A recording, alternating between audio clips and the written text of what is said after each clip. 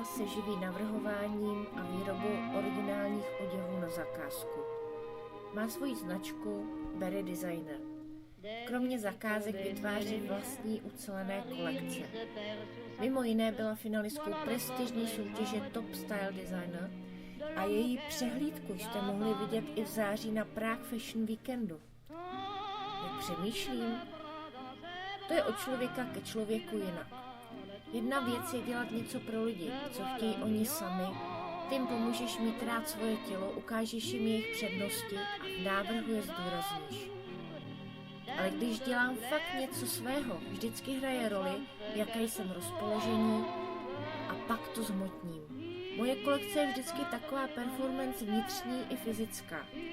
Než se vyrobí, skládá se z pocitů, z okolností, z krásných materiálů a událostí.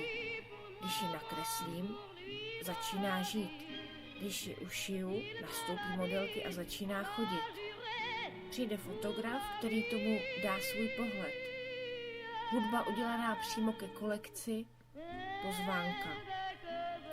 Bavím se tím, že do každého kusu je zašito nebo zapleteno spoustu mých myšlenek a tajemství, které nikdy nikomu neřeknu.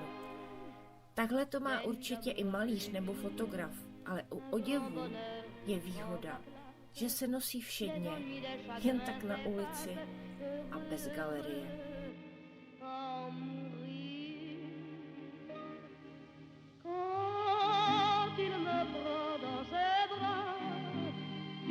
Parle tout bas, je vois la vie en rose.